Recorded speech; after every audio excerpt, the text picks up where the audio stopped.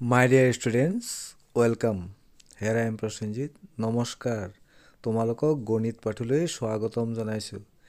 আজি এই ভিডিঅ'টোত সপ্তম শ্ৰেণীৰ গণিত পাঠ্যপুথিৰ পাঠ নং 10 ব্যৱহাৰিক জ্যামিতি অনুশীলনী 10.2ৰ কুৱেশ্যন নম্বৰ 1 আৰু 2 সমাধান কৰি বুজাই দিয়া চেষ্টা। My dear students, আজি আমি তোমালোকৰ গণিত পাঠ্যপুথিৰ অনুশীলনী 10.2ৰ নামৰটো দিয়া আছে ABC অঙ্কন কৰা যাতে নামৰটো আছে AB 3 cm, BC 4 cm, AC 2.5 cm। আহাচন আমি অঙ্কন কৰো। My dear students, নামৰটো আমাৰ ABC অঙ্কন কৰা যাতে ইয়াত দিছে AB 3 cm, BC 4 cm আৰু AC 2.5 cm। প্ৰথমে আমি কি কৰিব লাগিব? প্ৰথমে আমি এই AB, BC আৰু AC এই বাহুকেইটা প্ৰথমে এইদৰে তোমালোকে অঙ্কন কৰি লবা। তোমালোকে চাই লোৱা, স্টেপ বাই স্টেপ মই বুজাই দিছো। AB কিমান আছে 3 cm। এই ডখৰ ইয়াৰ পৰা ধৰিবা, ইয়াৰ পৰা এই 3 cm এইটো। প্ৰথমে আমি ইয়াৰ পৰা 3 cm দৈৰ্ঘ্যৰ এটা বাহু টানি ললো। এই বাহুটোৰ নাম কি আছিল? AB। এটো আছিল 3 cm, 3 cm। তাৰ BC টো কিমান আছে? BC টো আছে 4 cm। তাৰমানে এইদৰে আমি 4 cm অঙ্কন কৰি লওঁ। 4 cm তোমালোকে চাই লোৱা কিদৰে ইয়াৰ পৰা ষ্টাৰ্ট কৰিব লাগিব। 4 cm ইয়াত আছে।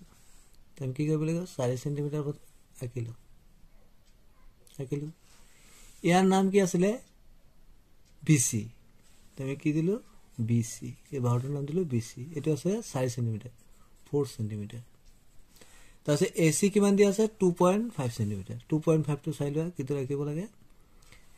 2.5 মানে এই 2 হল, এইটো হল 2.5, এটা হলে 3 হ'ব। তো 2.5 মানে ইয়াৰ পৰা ইয়ালৈকে 2.5। তুমি আঁকি লওঁ 2.5। এটো হল 2.5। এটো এই বাহুটোৰ নাম হল AC। AC কিমান হল? 2.5 cm। এতিয়া আমি ABC ত্ৰিভুজটো অঙ্কন কৰো। My dear student, প্ৰথম পৰ্যায়টো হ'ব, এতিয়া প্ৰথমে আমি এই BC বাহুটো প্ৰথমে আঁকি ল'ব লাগিব। প্ৰথম পৰ্যায়ত BC টো কিমান আছিল? 4 cm। এইটো আমি BC টো ধৰা ইয়াত আঁকি লৈছো 4 cm। ইয়াৰ পৰা ইয়ালৈকে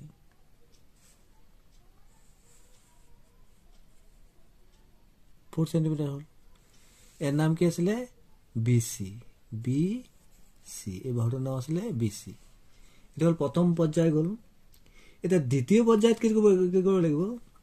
এই যে B বিন্দু কেন্দ্ৰ কৰি এতিয়া আমি ইয়াত AB কিমান আছে? 3 cm। 3 cm ব্যাসাৰ্ধলৈ এটা বৃত্তচাপ আঁকিব লাগিব। আহাচন আঁকি লওঁ। দ্বিতীয় পৰ্যায়ত কি কৈছিল?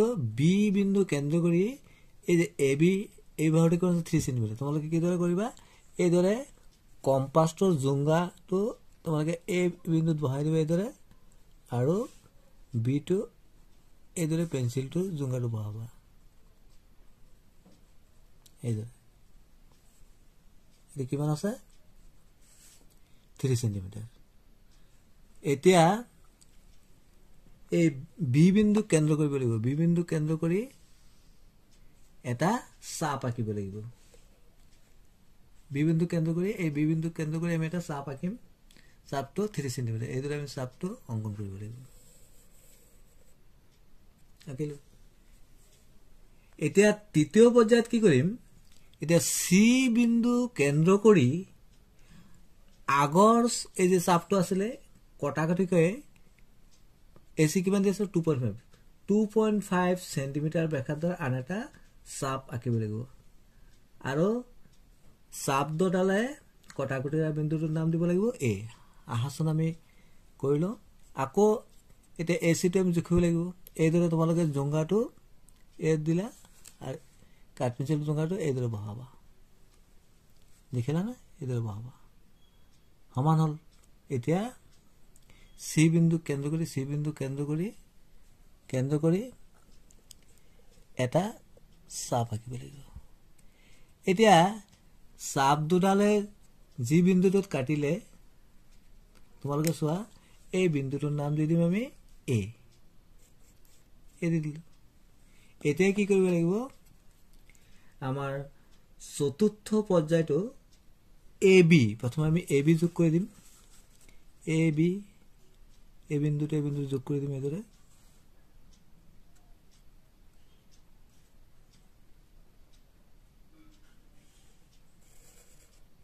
এ বি যোগ কৰিলো তাৰ পিছত কি কৰিব লাগিব এ সি যোগ কৰিব লাগিব এ সি যোগ কৰি দিম এদৰে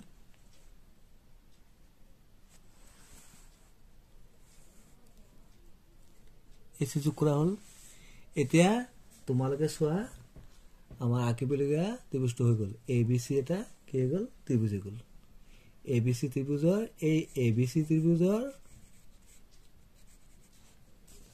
এ বি বাহুটো কিমান হল এই বাহুটো হল 3 সেন্টিমিটাৰ আৰু বিসি এই বিসি বাহুটো হল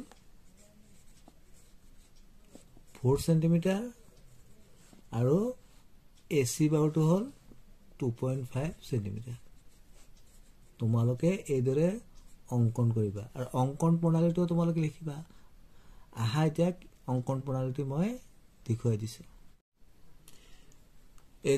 এবিসি ত্ৰিভুজটো অঙ্কন কৰিব লাগে এবি আছিল 3 সেন্টিমিটাৰ বিসি আছিল 4 সেন্টিমিটাৰ এসি 2.5 সেন্টিমিটাৰ এদৰেটো প্ৰথমে এবি 3 সেন্টিমিটাৰ আঁকিলবা বিসি 4 সেন্টিমিটাৰ এসি 2.5 সেন্টিমিটাৰ তো প্ৰথম পৰ্যায়তে কি বিসি 4 সেন্টিমিটাৰ আঁকা হল এদৰে বিসি টো প্ৰথমে আমি 4 সেন্টিমিটাৰ আঁকিলো তাৰ পিছত দ্বিতীয় পৰ্যায়ত বি বিন্দু কেন্দ্ৰ কৰি 3 সেন্টিমিটাৰ ব্যাসাৰ্ধৰ এটা বৃত্তচাপ আঁকা হল এই বি বিন্দু কেন্দ্ৰ কৰি 3 সেন্টিমিটাৰ এটা প্ৰথমে এই বৃত্তচাপটো অঙ্কন কৰা হল তোমালোকে দেখিলেই তৃতীয় পৰ্যায়টো লিখিবা এদৰে সি বিন্দু কেন্দ্ৰ কৰি আগৰ চাপৰ কটাকৈ 2.5 সেন্টিমিটাৰ ব্যাসাৰ্ধৰ আন এটা চাপ আঁকা হল দুইটা চাপে কটাকটি কৰা বিন্দুটোৰ নাম কি দিয়া হল এ এই দুইটা চাপে এই চাপটো কৰা বিন্দুটোৰ নাম কি দিলো এ আৰু পৰ্যায় 4 টো লিখিবা এদৰে এ বি প্ৰথমে যোগ কৰিবা তাৰপিছত এ সি সংযোগ কৰিবা এতিয়া উৎপন্ন হোৱা এবিসি ত্ৰিভুজটোৰ এবি হল 3 সেন্টিমিটাৰ বিসি হল 4 সেন্টিমিটাৰ এসি হল 2.5 এটি হল আমাৰ আঁকিবলগীয়া ত্ৰিভুজটো তোমালোকে এইদৰে অঙ্কন প্ৰণালী লিখিব পাৰা এটো লিখিলবা অঙ্কন প্ৰণালী এতিয়া হা নাম্বাৰ 1 নাম্বাৰ 2 কৰো এবি দিয়া আছে 6 সেন্টিমিটাৰ বিসি আছে 4 সেন্টিমিটাৰ এসি আছে 7 সেন্টিমিটাৰ আগৰ নিচিনাই আমি এতিয়া প্ৰথমে বাহুকিটা অঙ্কন কৰিলম এবি কিমান আছিল 6 সেন্টিমিটাৰ এইবুটো আমি 6 সেন্টিমিটাৰ এদৰ অঙ্কন কৰিলম ইয়াৰ পৰা এলৈকে 6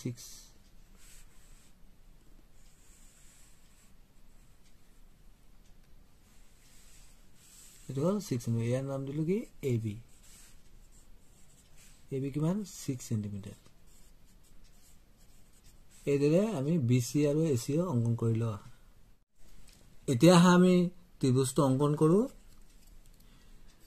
আগৰ নিচিনাই প্ৰথমে আমি কি কৰিব লাগিব বিসি টো আঁকি লব লাগিব বিসি কিমান 4 সেন্টিমিটাৰ তোমালোকে এইদৰে বিসি টো এদৰে সমানকে বহাই 4 সেন্টিমিটাৰ অঙ্কন কৰি লবা ইয়াৰ পৰা এলৈকে হ'ব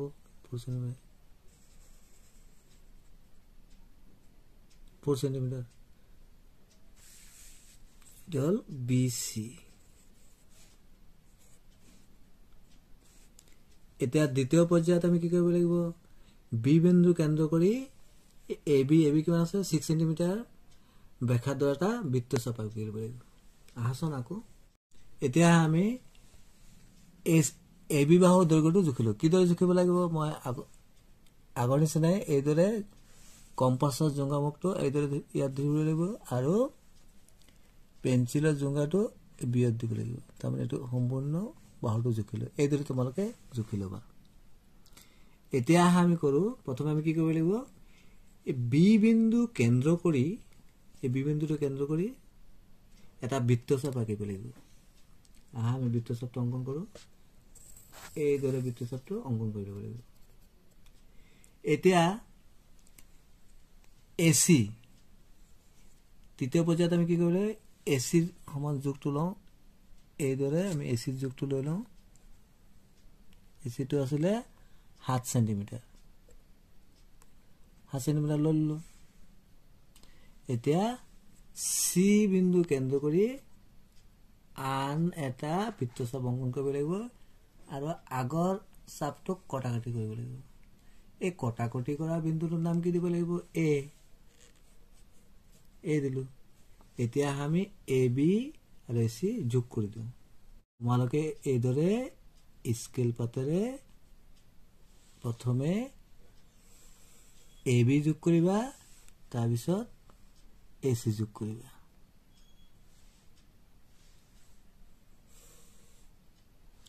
এতিয়া এ বি সি ত্ৰিভুজটি হল আমাৰ আঁকিবলগীয়া ত্ৰিভুজ তোমালোকে অঙ্কন প্ৰণালী মাই ডিয়াৰ ষ্টুডেন্টস তোমালোকে অঙ্কন প্ৰণালীটো আগৰ নিচিনাই লিখি লবা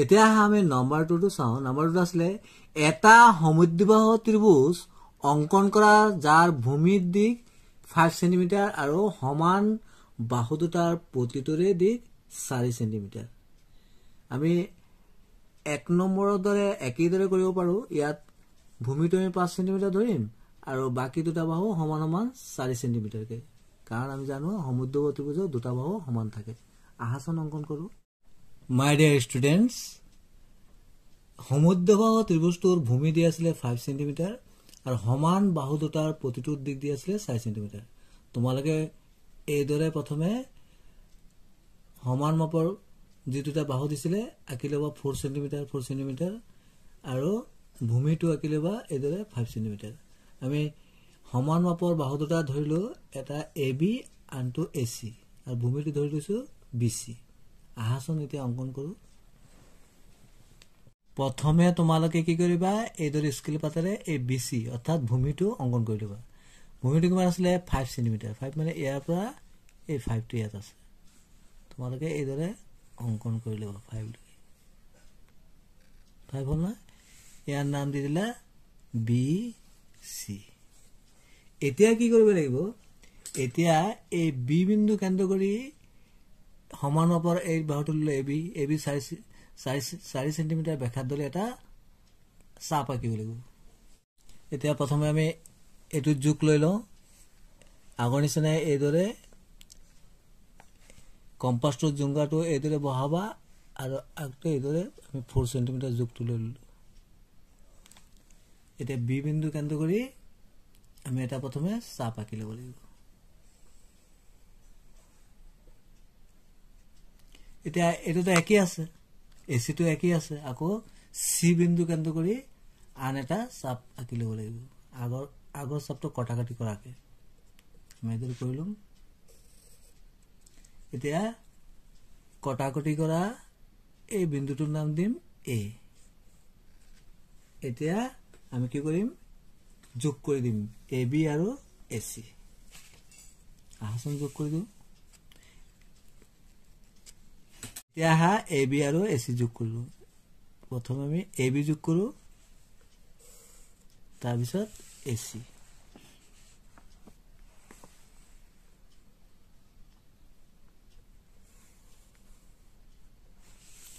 এতিয়া আমাৰ এ বি সি হল সমদ্বিবাহু আঁকিবলগীয়া সমদ্বিবাহু ত্ৰিভুজটো thanks for watching stay connected ইয়াৰ পৰৱৰ্তী ভিডিঅ'ত এই পাঠৰ বাকি থকা গণিতসমূহ বুজাবলৈ চেষ্টা কৰা হ'ব ধন্যবাদ